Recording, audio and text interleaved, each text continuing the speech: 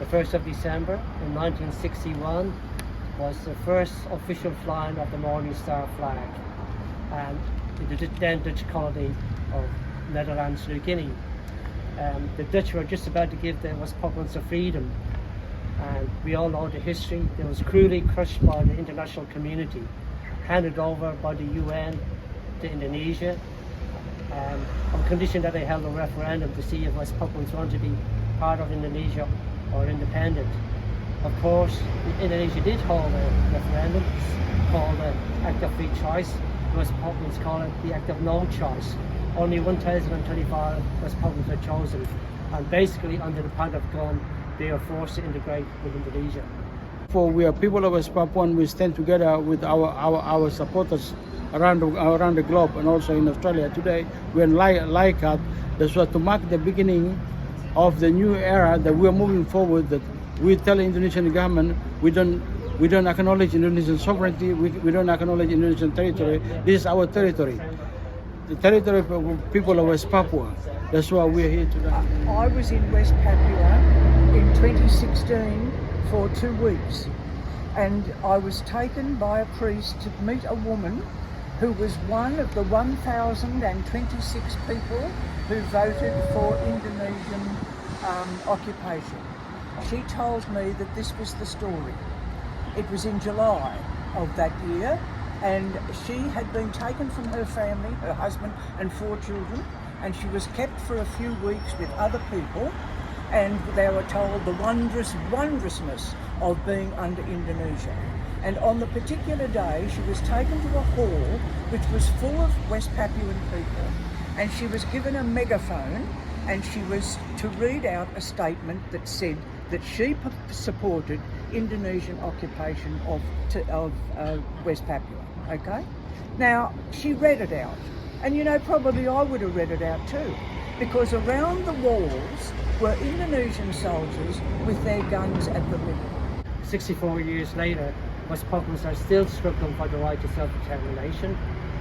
Today, all around in West Papua, they will be raising the flag, and usually what happens, unfortunately, is the military will crack down on peaceful people commemorating the event, and they'll be jailed, tortured, and sometimes have even been killed.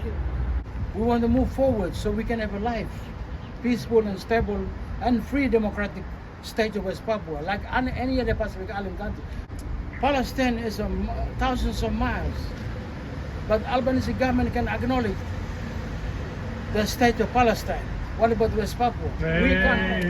We can't deny the fact.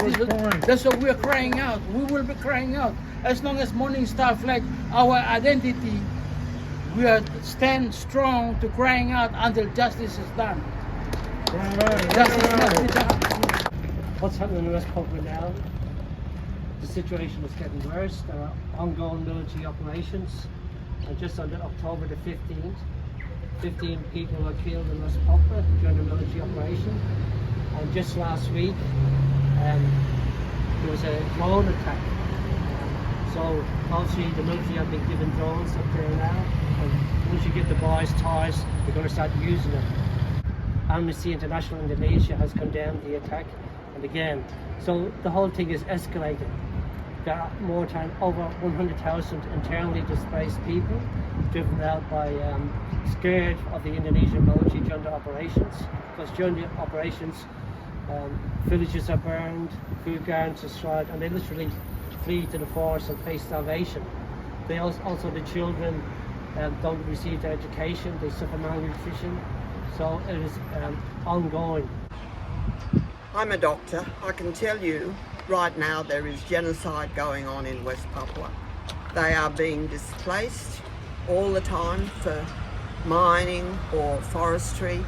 Their death rate is comparable to Australian to Aboriginal death rate, in that they are dying much earlier than other Indonesians are.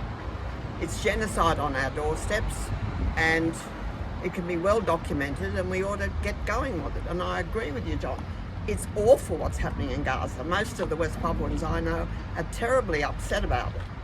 But it's happening on our doorstep where we could actually do something. And what does the Australian government do? Nothing. They know about it, of course, But basically, a bit like in Israel, genocide in Gaza, they'd be fair to say nothing. And it's up to our job to keep reminding our government what is actually going on next door in West Papua, one of our nearest neighbours. Flag raisings like this raise awareness. Please put any photos on Facebook, because it's a continuous raising of awareness of the issue. The mainstream media do not put many stories about West Papua in their papers, except for the Green Left Weekly, of course, which continuously supports the issue of West Papua. And we thank the Green Left Weekly for their contribution to keeping it on the agenda.